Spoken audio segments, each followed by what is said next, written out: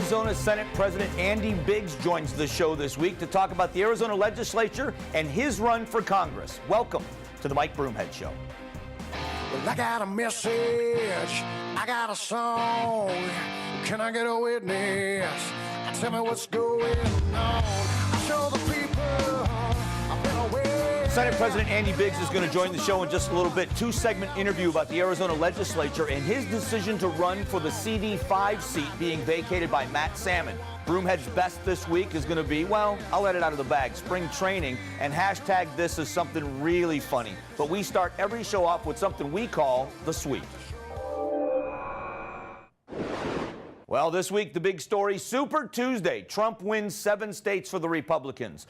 Ted Cruz wins 3 states, including his home state of Texas. Marco Rubio pulls off 1 state.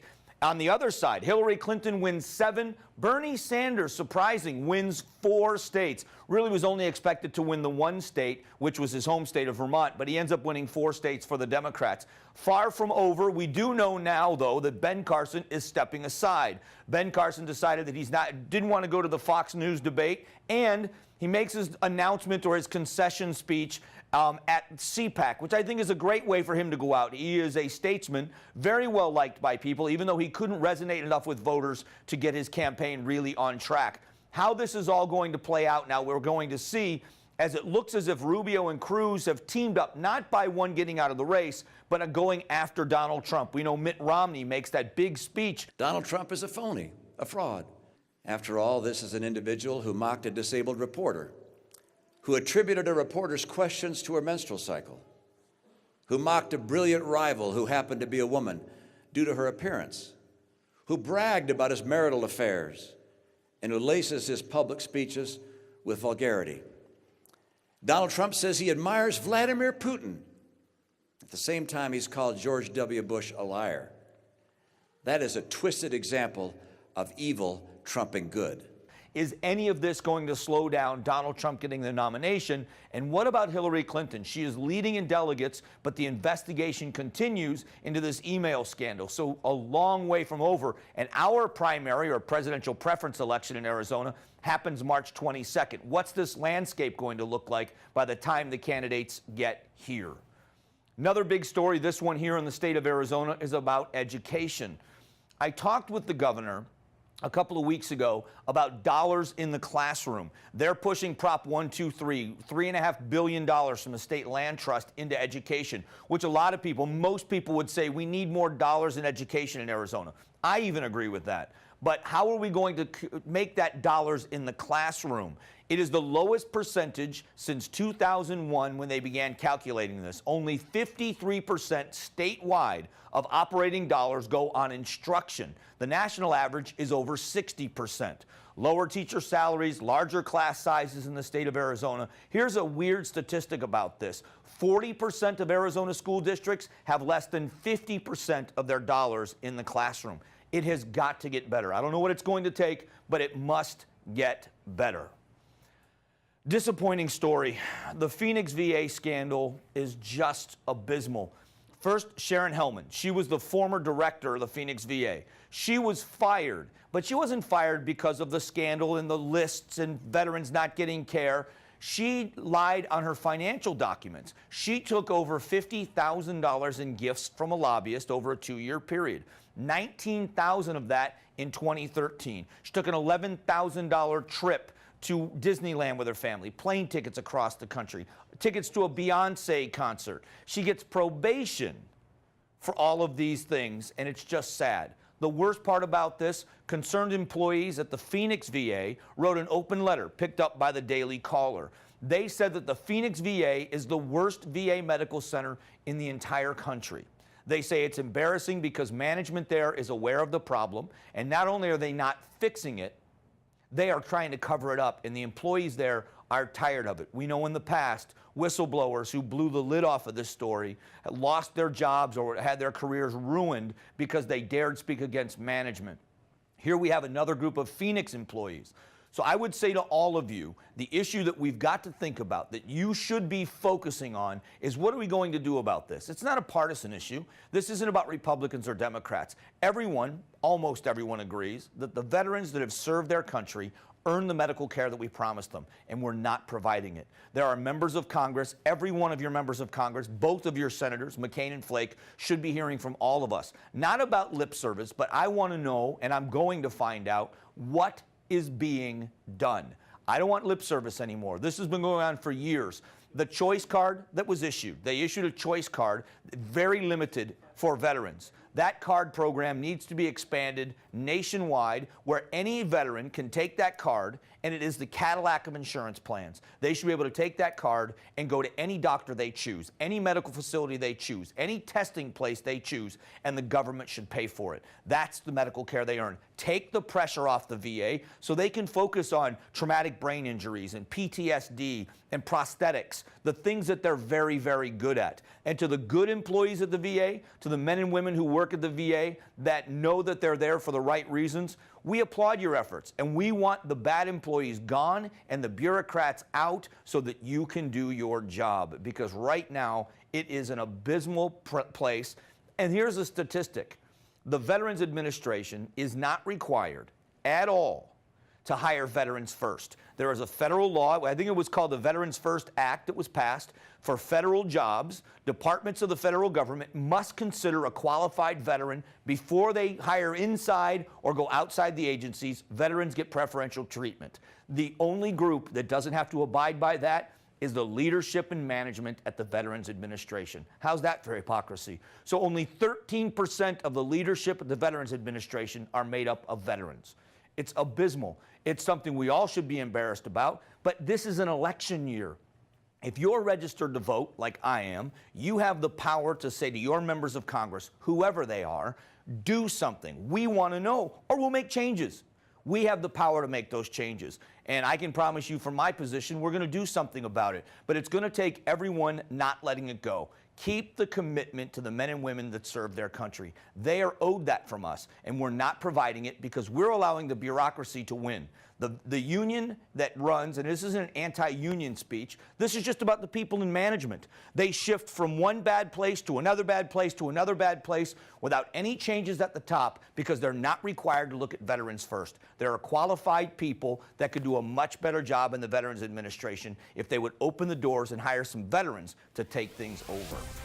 Stay tuned. In just a few moments, State Senator and President of the Senate, Andy Biggs, joins the show for an interview about his time in the Senate, about what the Senate is going to do this year, the budget, education, all of those things, and his run for Congress. That's coming up here in just a moment. Don't go away.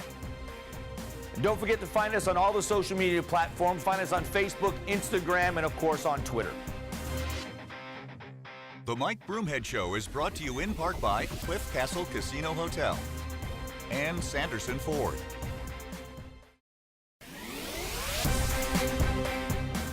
All right, a few weeks ago, we talked with Governor Ducey about last year and the challenges and moving forward into 2016. Well, there's a couple of reasons why we have Andy Biggs, who was the Senate President. Thanks for coming in. Thanks for having me. Good to be here. Let's address a couple of things. When I talked to the governor, then first of all, congratulations on the run for Congress, which I definitely want to ask you why anybody would ever want to run for Congress. But you've got to be looking forward to that. Yes, thank you. I'm excited for it. Before we talk about the congressional race, the governor was very complimentary of what the legislature did in trying to balance the budget, or actually effectively balancing the budget, which hasn't happened for a while. How challenging was that last year?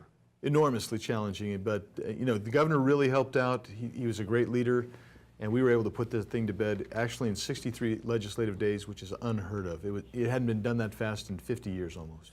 So when you look forward to 2016, the challenges and the difficult decisions made, does it set the table for a better year this year? Well, you know what's interesting is when you don't have money, people don't ask for money. When they perceive there's money, they ask for money. So this year it's going to be a little bit harder because there's a perception that there's a little bit more money to spend. When you look at the challenges in education, and that's one of the things I talked with the governor about, and whether it's Prop 123 or whatever it is, we just saw the statistic about dollars in the classroom being very low and a percentage of each dollar going into the classroom. How do you meet that challenge? That's the biggest question. How do we get more dollars in the classroom? Well, we're going to have to do a couple things. I think the first thing you do is you're going to have to define clearly what's in the classroom, what's not. Some of the things that are classified as in classroom, they're really not in classroom. Okay. Other things that are out of the classroom, they really are in the classroom. So you got to clear that up.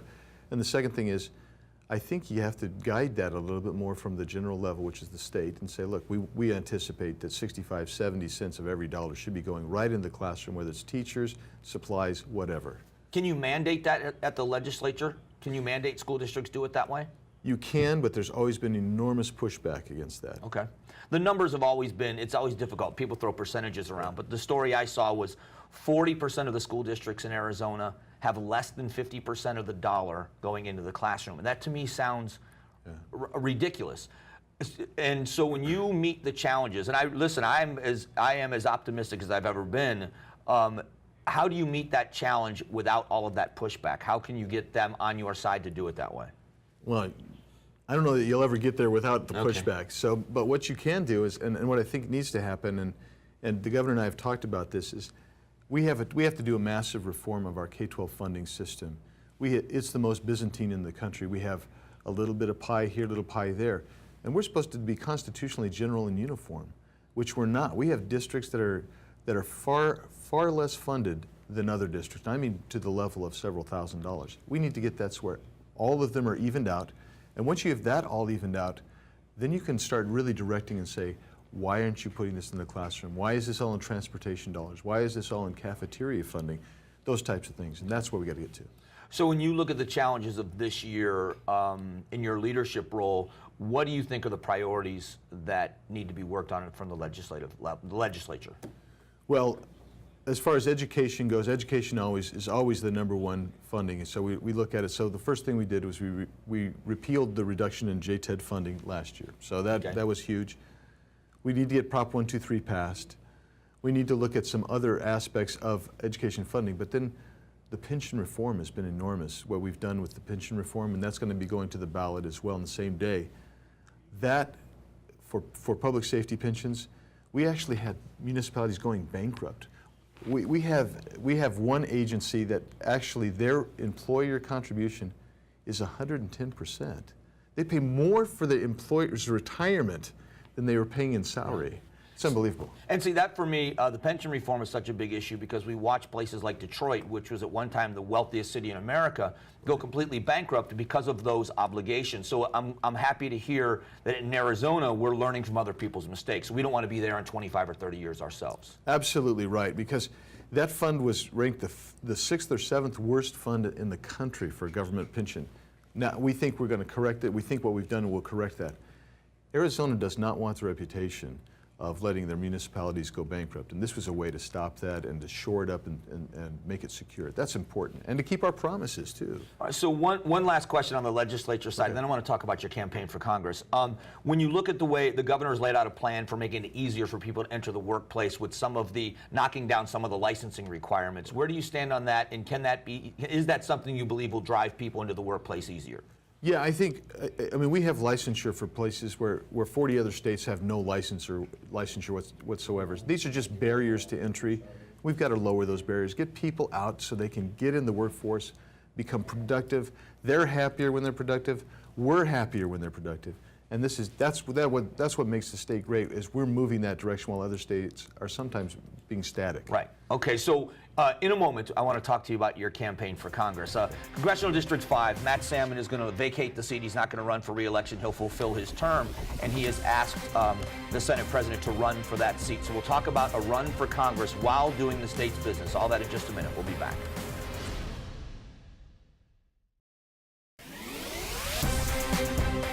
All right, we're back with Senate President Andy Biggs, who is now also a congressional candidate. First of all, did you ever imagine you would run for a national office like this? No.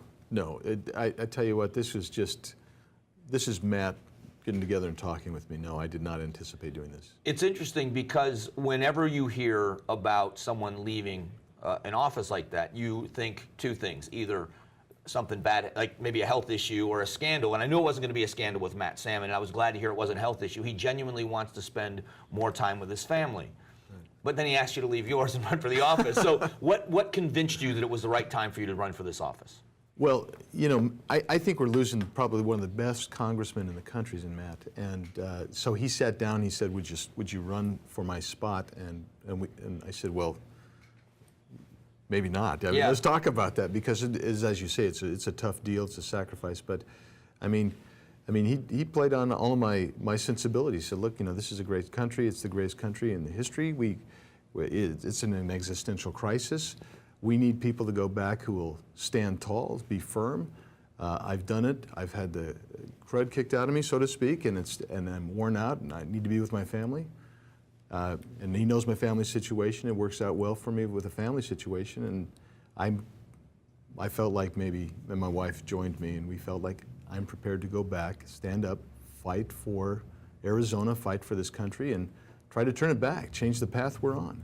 So I imagine there will be other Republicans in a primary for this seat. And how do you balance that? Because Arizona politics is a fairly small community where people know each other very well, and you're going to have people that you have a lot in common with or even friends with that may be challengers in this. How do you maintain that level of showing why you're the best candidate, but at the same time maintaining that relationship with those people as well? Well, I try to focus on what the issues are and what I bring to the table. I'm not going to focus on anybody else. That's their job. They can talk about what they do, but I think my record speaks pretty clearly that I'm not afraid to stand up to the establishment on either party. I'm not afraid to stand up and express myself. I can articulate the position, and I think that maybe that will have some sway with the voters in my district. A lot of them know who I am. A lot of them know where I've been and how I've fought for conservative values and principles, and actually, moreover, freedom. I mean, because that's really what it's all about.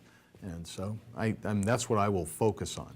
So I asked you in the last segment about the Arizona legislature and the challenges and priorities. When you look at what's going on in D.C., what are the challenges and what is the priority if you were to win the seat? What do you think needs to be focused on when you get to Washington?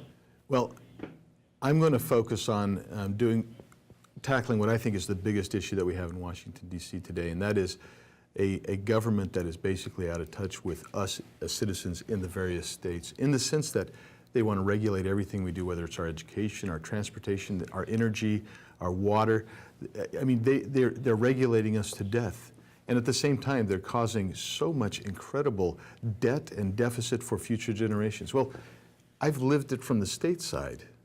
Now, I know what the impact is. Let me at it, and let me show you how we can fix that. So, for instance, the rulemaking process at the federal level it's a mess. This is the biggest branch of government that was never even intended to be a mess, and that's the regulatory bureaucracy. Well, we need, as Congress, when I'm in Congress, it's my intention to introduce legislation similar to the Stiles proposal last term, where you go in and you say, we've got to approve those in Congress. We're the lawmaking body. It's not some bureaucrats. We are. And I think that is part of our biggest problem.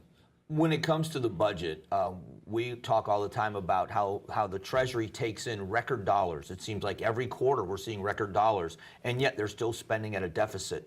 It seems as if in Congress, nobody wants to say no. They fight for strong defense or border security, and somebody else will fight for some of the social programs. Everybody gets what they want because we're at a deficit spending. How do you balance doing what's right but staying within a budget? Well, you have to have priorities, obviously, and my first priority is you got to shrink the social welfare system. If you shrink the social welfare system, which right now encompasses about 50% of our population, you might be able to get a handle on taking care of the other requirements of government. And the other thing is, you can block grant a lot of this stuff back to the states and let the states run it, because the states know how to deliver those services to their people far better than when the feds come in and mandate, you do this, you do that, or if you want to make a change, you need to apply for us and it'll take 2 years before we approve it or not. This is ridiculous. And so, yeah, there's a lot to do back there, but I'm game to give it a whirl. Last question then.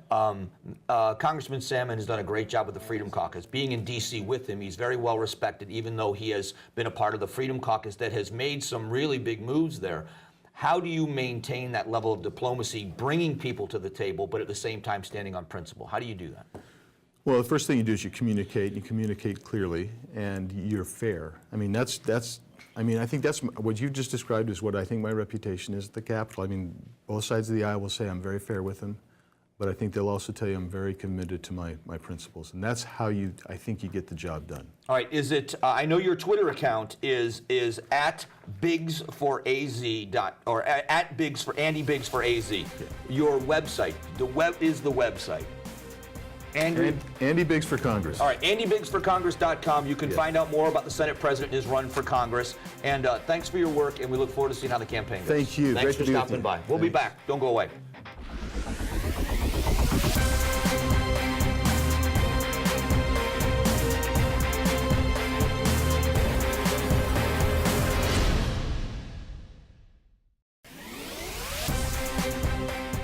We do this every week on the show, and it is something specifically Arizona and terrific. This time of year can only be one thing on Broomhead's Best.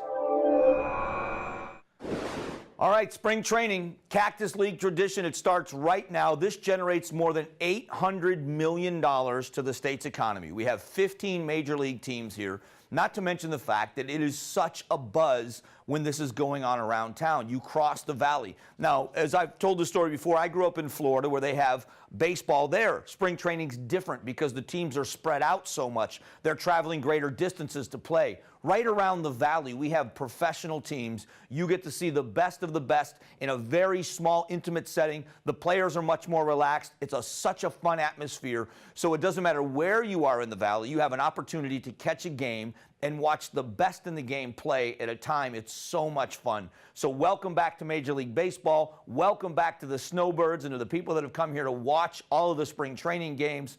So it's just so much fun. That is this week's Broomhead's Best. We also do something that's burning up the internet. We call it #this. All right. Did you see Chris Christie introduce Donald Trump? We're calling it #free Chris Christie. He introduced Donald Trump after Super Tuesday in Florida. Now, my question is this. Chris Christie goes to Florida to introduce Donald Trump. Chris Christie's a Dallas Cowboys fan, and he's always in the owner's box with Jerry Jones at Dallas Cowboys game. Isn't he the governor of New Jersey? Does he ever do anything at New Jersey? I mean, there's 2 football teams that play in New Jersey, the Giants and the Jets. He doesn't support one of them? He's in Florida.